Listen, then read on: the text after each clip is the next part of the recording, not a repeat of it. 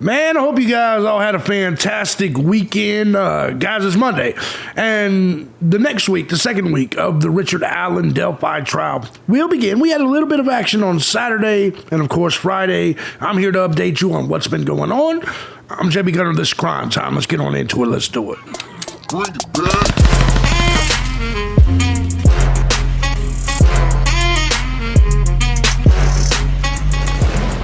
What's going on, everybody? As you guys know, I'm JB Gunner, and this is Crime Time. Now, before we get started, let me first and foremost say thank you to everybody that supports the channel. Hell, any of my channels, regardless of platform, regardless of method you choose, whether it's Cash App, Patreon, Venmo, PayPal.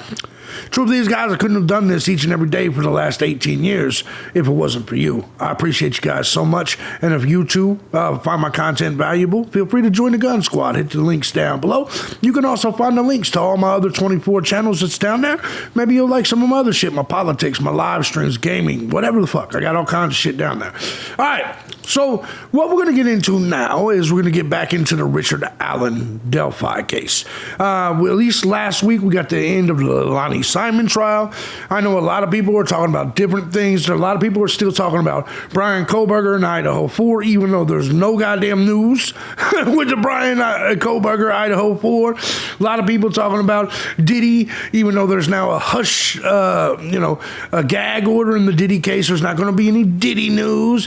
A lot of people still just making up shit out there. A lot of people talking about the One Direction dude jumping out the window or whatever the fuck he did, or whatever it was, and a lot of whatever, man. I ain't got time for all that bullshit. We're gonna just give it to you straight like we always do. But let's go ahead and get into this because Richard Allen's stepfather, this motherfucker fell asleep. DELPHI murder suspect Richard Allen's stepfather heard snoring in court as defense attempts to debunk evidence. Richard Allen's stepfather struggled to keep his eyes open and was heard snoring in the court. Ain't this crazy? Remember in the Lonnie Simon case, the juror fell asleep? While defense lawyers endeavored to discredit the state's evidence. Attorneys for Allen dismissed the only piece of evidence that places Allen at the scene of Liberty German and Abigail Williams' brutal murders as junk science. And I actually agree with that. I actually believe that this whole bullet theory is junk science, and there's reasons for this that we will get into in this video.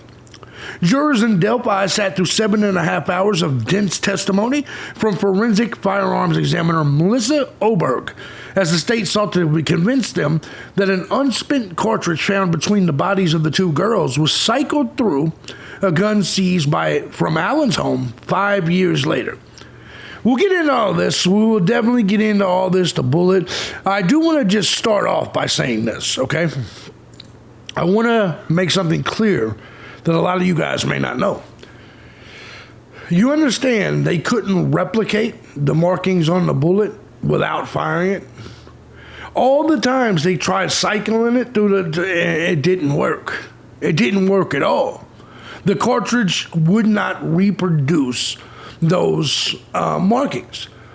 So what they did was they then fired it, and they had to do it multiple times, and I guess after several times they were able to reproduce that marking. Now here's why the science is junk.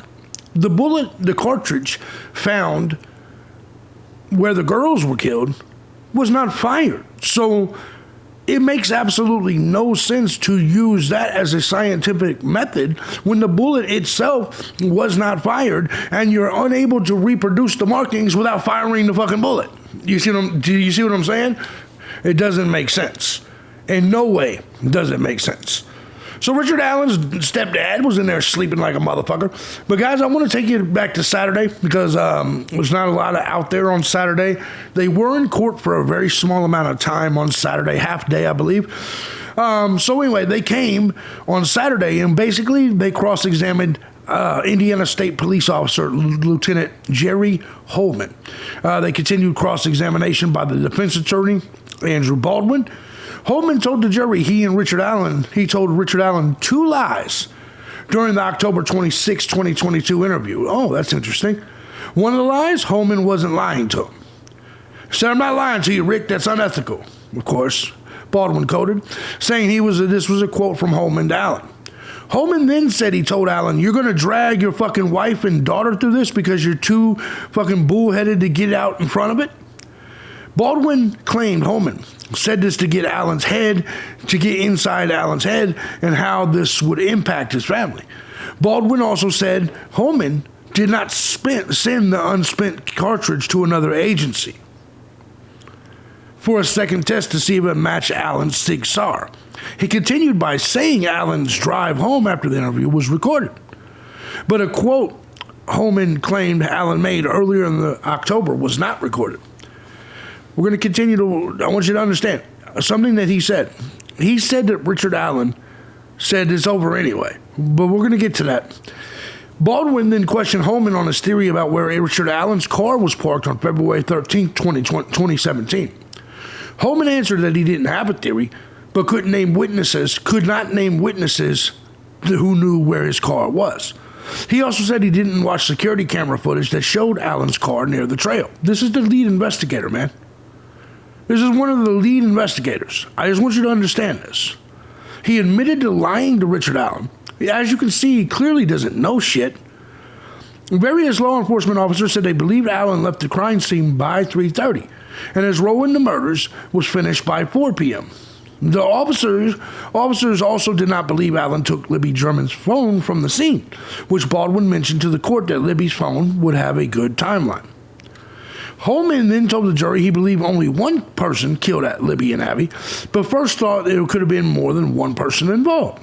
Holman commented on remarks made by past law enforcement about Libby's death, then said they tried to analyze the height of bridge guy from the video, but didn't think it would be accurate. Baldwin chimed in to say that the service would have cost about $10,000. Interesting. Baldwin asked Holman if he knew about the hair found in Abby's hand that wasn't fully DNA tested until last week. Holman responded that timing and resources needed to be used in other areas. So let me get this straight. This motherfucker said we needed to use money and time on other things other than testing a hair that was in the grasp of one of the dead girl's fucking hands. You cannot make this shit up. You cannot make this monkey shit up. There's been mistakes made, yes, Holman said, about the overarching investigation. Well, no shit. Baldwin and Holman discussed the sticks found at the scene and on top of the girl's body. Holman said the sticks were used to conceal the crime, but weren't positioned in any special way. Look at that. But remember, they showed pictures of it during this court. Holman then told the jury he thinks the killer heard people on the bridge and then killed the girls. Just a theory. He said that Holman added that two witnesses, Betsy Blair and Sarah Carball, were believable, and also said they once considered the idea that there were 2 people on the bridge. So even the witnesses said, yeah, there might have been 2 motherfuckers here. Because remember, their descriptions of Allen was inaccurate. Baldwin mentioned Libby's phone last pinged from a cell tower at 5:44 p.m. February 13th. Holman mentioned that Libby's sister, Kelsey, did not have phone data extracted, but he didn't need that information to arrest Allen, he said. Holman also agreed he believed the phone stayed underneath Abby's back from 3:30 p.m. to when they found him on February 14th, okay? The prosecutor chimed in to ask if there were any signs the girls died, then were put into a car and moved. Holman said no, of course. The session ended with 2 questions from the jury. The first question asked if there was a way bridge to get where the girls were. Was there a way to get to where the girls were without crossing the bridge?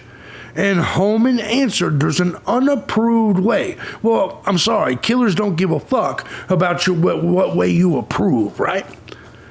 Ultimately, Holman said everyone was on the bridge. That it's not possible, though. I mean, you can't make that statement definitively.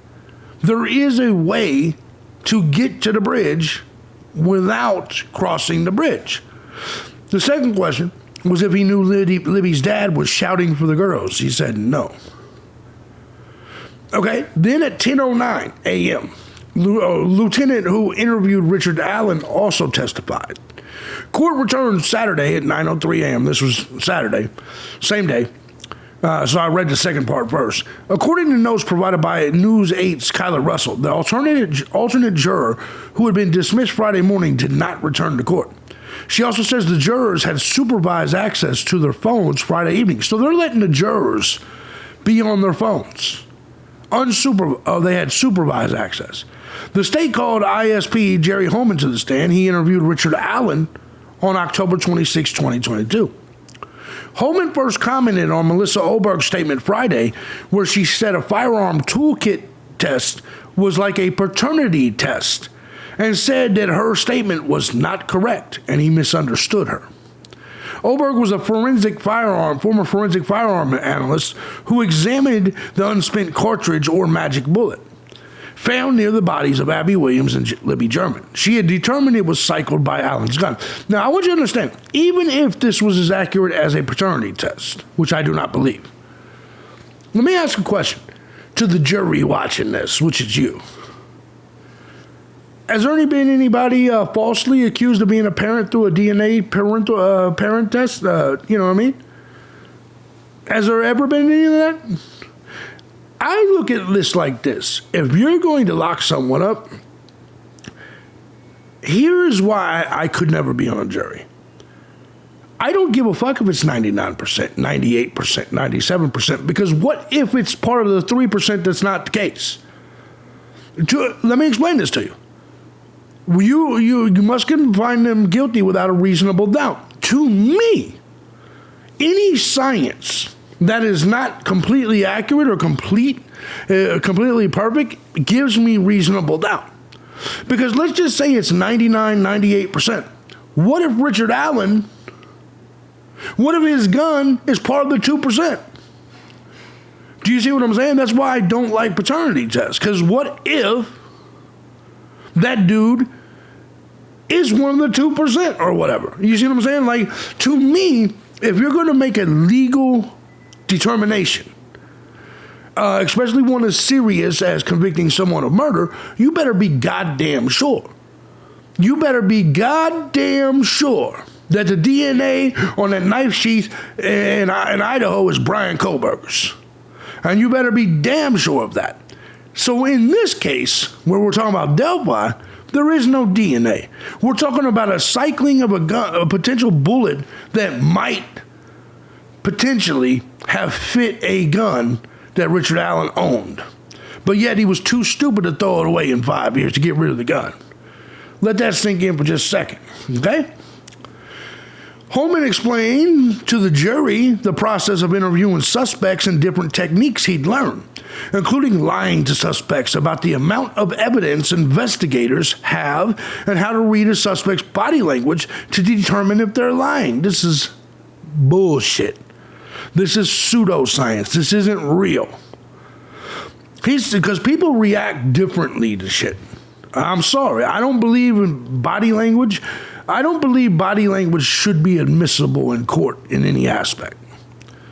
He said he interviewed Allen at ISP Lafayette Point following. Allen's wife, Kathy, came with him. Holman said at first he didn't plan on arresting Allen at the start of the interview, but read him his Miranda rights anyway.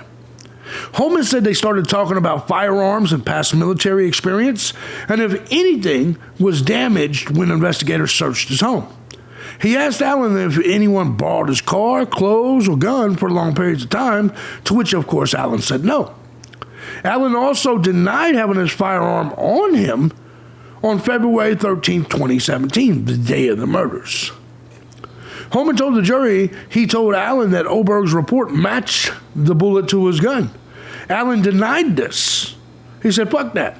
Holman said after denying it, Allen's demeanor changed. Well, yeah, because you lied to him and said that there was something that connected him to the murder of 2 children.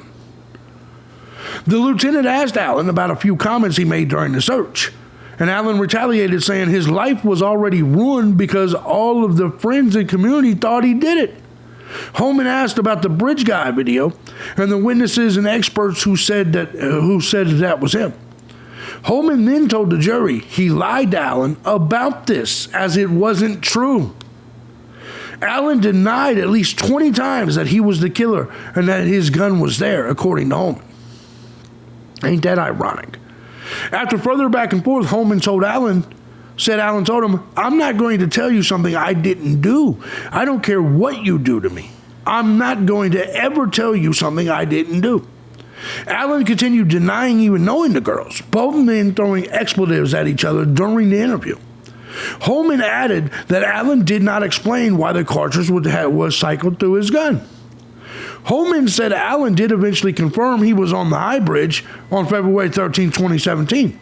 They took a brief break during the interview. Holman said he overheard Allen speaking with his wife, telling her if she asked for a lawyer, they'd let her go. Continuing the interview, Allen told Holman that he had a side holster and carried his firearm with one round in the chamber. He continued to deny ever knowing Libby and Abby, or knowing how the bullet even got there. Holman briefly explained to the jury his training to know when someone is lying. This is all pseudoscience. This isn't real. The common cues he said to look for involve body language, such as touching of the face or looking away. Maybe his fucking nose itched. And I know when I'm sitting there talking to somebody, if they're saying some bullshit, I'm like, man, I ain't trying to hear this motherfucker. You see what I'm saying? He said there were a few signs of deception from Allen. This is all pseudoscience, but they were very subtle. Allen at one point reportedly told Holman during the interview, what kind of good person would kill two girls? It's a good question. Holman said during the end of the interview, he told Allen he thought he did it. Allen replied, then take all of your evidence and arrest him already. Good statement by Allen. After meeting with other investigators, Richard Allen was indeed placed under arrest. Defense attorney Andrew Baldwin began his questioning, mentioning that though Holman said he read Allen his rights, the beginning of the interview wasn't recorded. Holman confirmed it wasn't recorded, but when they got the cameras to record, there was a delay in the footage, of course, which doesn't show Holman walking into the interrogation room. Of course, they're missing a lot of videos in this case. Guys, let's go ahead and get to taking a look at some of the stuff we have. So we're going to first start on day 7, which was Friday. Let me get this thing looking right.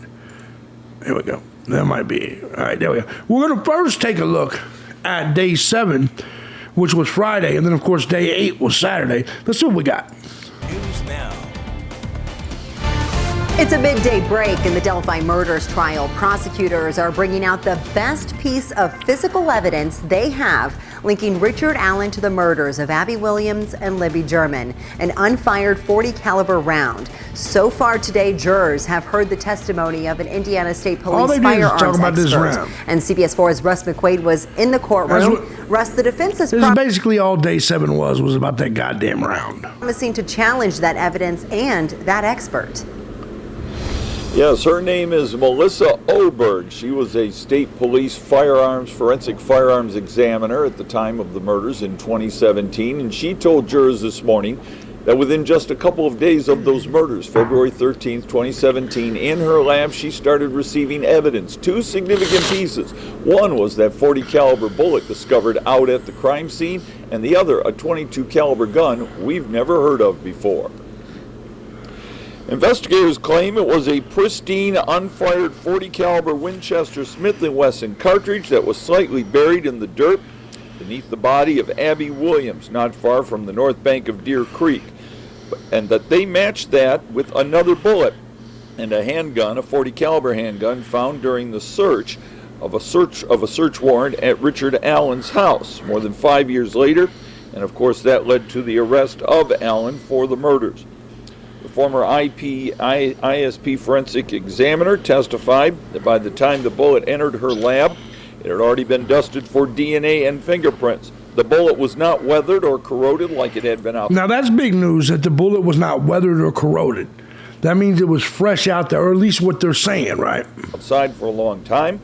There were 3 ejector marks on the base, and the jurors were shown a close-up photograph of those marks. Oberg also said that on the same day, February 17, 2017, she received a Glock 22 caliber handgun to examine, containing a magazine with 15 cartridges But just before I had to leave to come out and do this live shot, she had not yet explained where that gun came from or why it was So that's key, because there's multiple guns that they were looking at. submitted for examination. The former examiner also displayed the .40 caliber weapon taken from Allen's house and demonstrated to jurors how a bullet can enter the chamber and be ejected without being fired. Once Oberg completes her testimony, there will be cross-examination by the defense team. And we know from opening statements and jury selection comments made last week in Fort Wayne that the defense team is going to go after Oberg's credibility. And the 111 previous times she's testified in court, the thousands of bullets she examined during a 17-year career at the Indiana State Police, and the defense says her claims that she's never been wrong and never been overruled. Also, the judge, Judge Frangall, has turned down a defense request for its own expert to testify. Let that sink in. The judge has turned, I want you to understand how fucked up this case is. The defense wants to bring in their own bullet specialist, and the judge turned it down. Let that sink in for just a second. Richard Allen's defense team said, we got our own experts that will talk about this process, and Judge Gold said, nah, fuck that. That's crazy.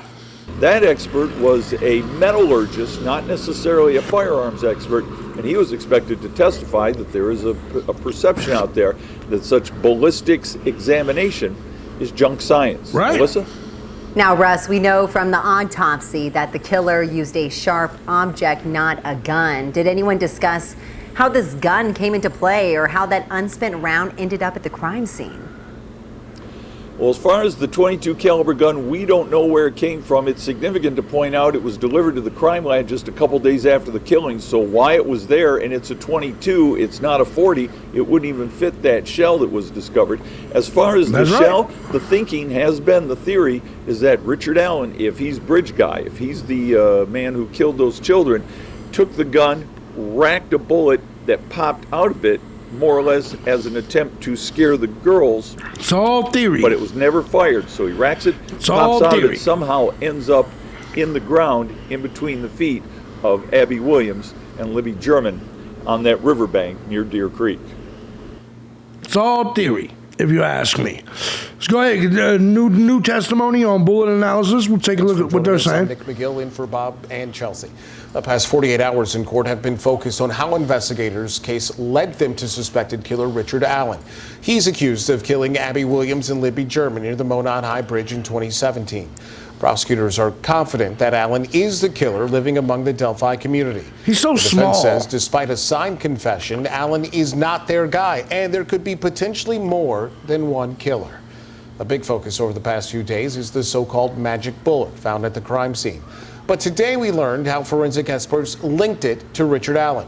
CBS 4's Russ McQuaid is in Carroll County now. And Russ, we've learned that 8 guns were tested, but only one was a match, and it was 8 guns were tested. The gun that was found at Richard Allen's home.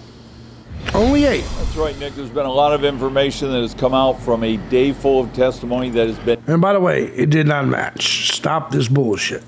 dense with explanations, scientific explanations, and a lot of background on this case. All day long, a former Indiana State Police firearms forensic examiner has been sitting on the witness stand, both explaining and defending the steps she took to examine the bullet that was found where the bodies of Abby Williams and Libby German laying when they were discovered in February of 2017, and the steps she took to connect that bullet to Richard Allen's gun. What you're seeing is our own Watch this. Here's the 3. Here you go. Of the These are the 3 marks. Unspent round found at the murder scene, taken to state police lab. 3 marks left on base of the cartridge. Okay. Just 3 marks left on the base of the cartridge. Oh, once again, though, they were unable to find it. They were unable to replicate that without firing the gun, which makes no sense because the initial bullet was never fired. Visual bullet evidence that was shown to the jurors today. The bullet, unfired and essentially pristine, was found nose down in the dirt where the girl's body's laying. As soon as the cartridge reached her state police lab within days of the killings, former firearms examiner Melissa Oberg immediately identified 3 marks left on the base of the round after the bullet was ejected from the alleged killer's gun. When Indiana State Troopers searched Richard Allen's house in October of 2022, they found a .40 caliber handgun, which Oberg said she test fired 4 times and determined that those rounds matched to a degree of, quote, sufficient agreement, unquote.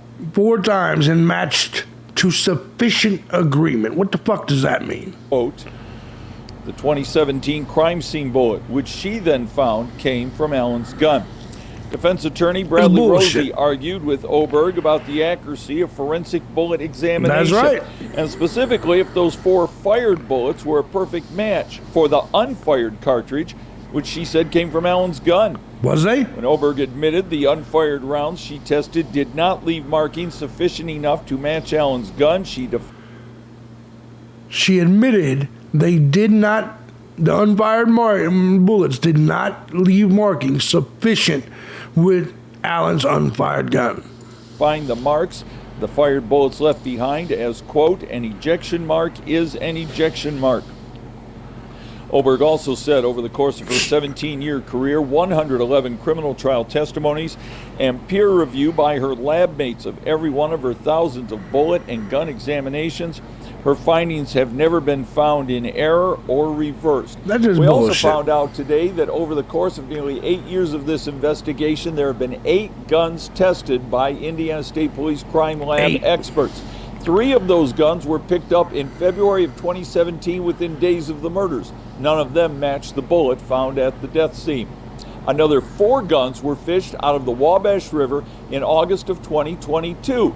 None of those matched the bullet discovered at the crime scene. But less than 2 months later, in October of 2022, after Indiana State Police put Richard Allen on their radar and searched his home here in Delphi, they found a gun, which was then tested, which they say was present at the murder scene earlier in 2017.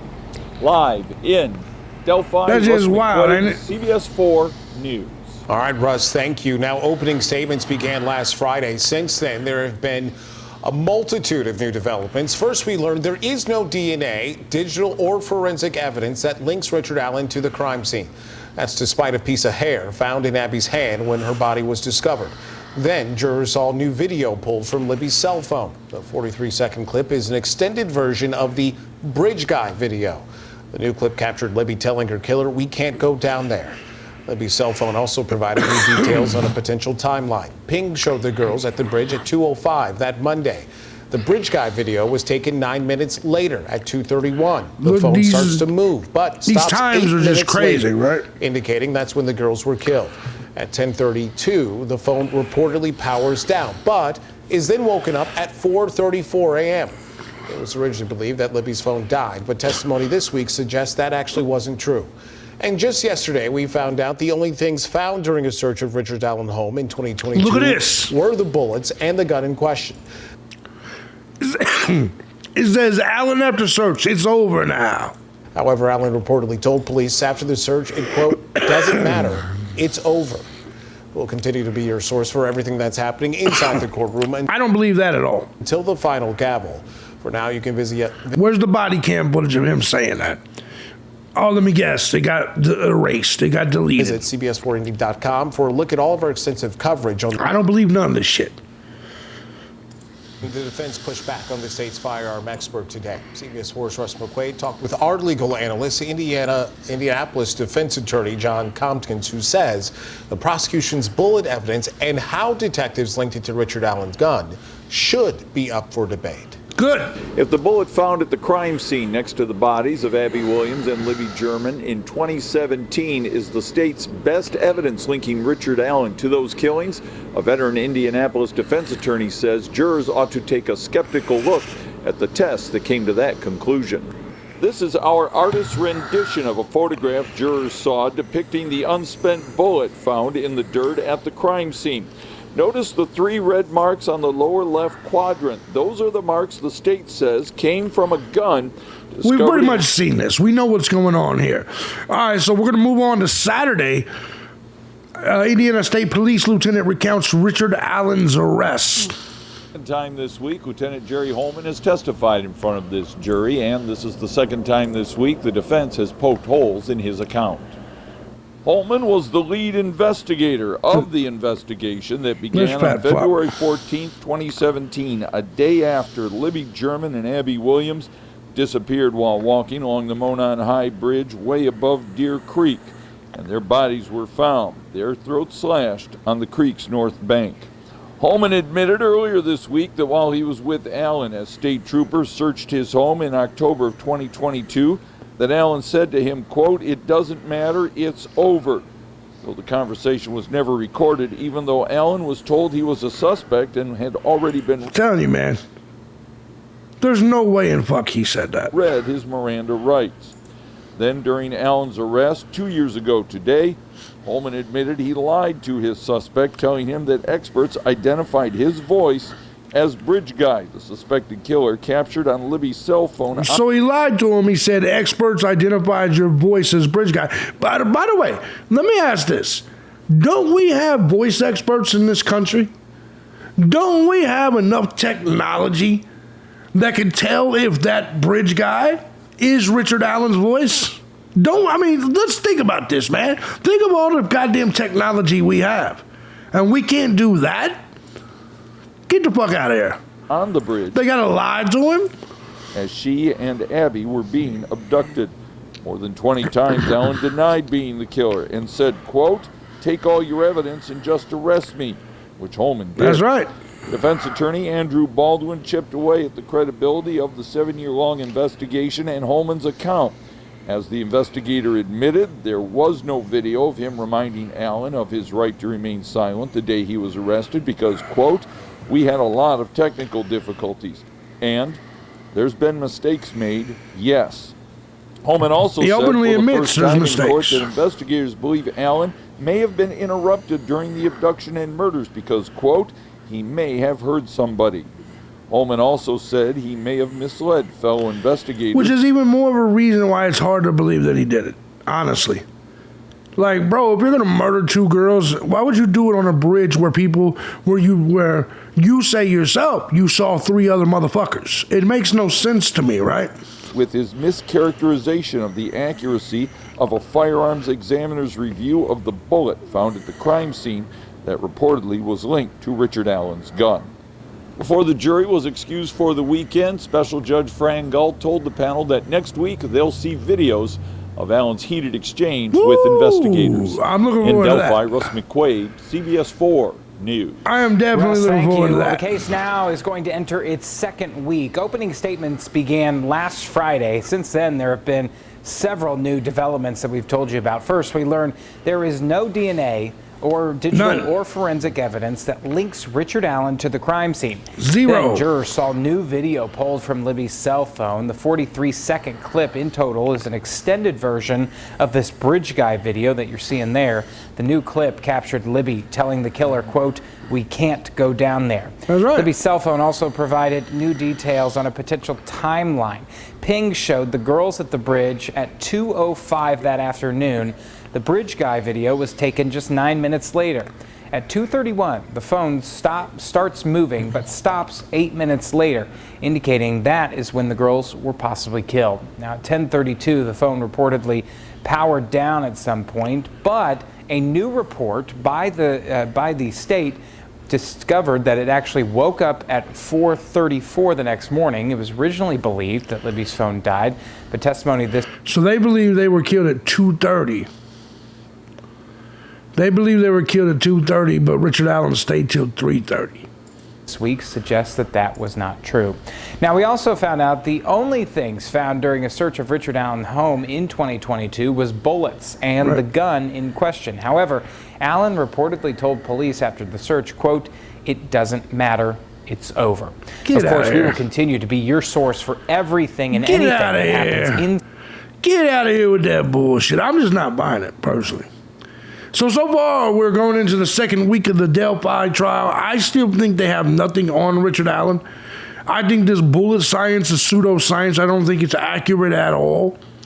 I have more faith in touch DNA than I do this bullet shit, right?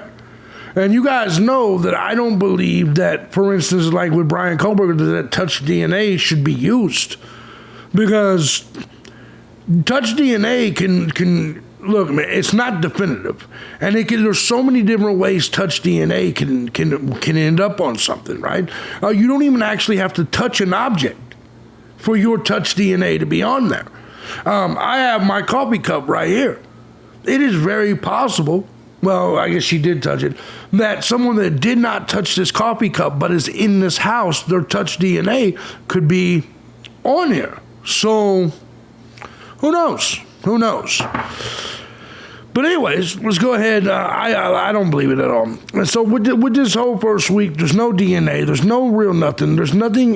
The entire police force in the state of Indiana is admitting they fucked up the investigation.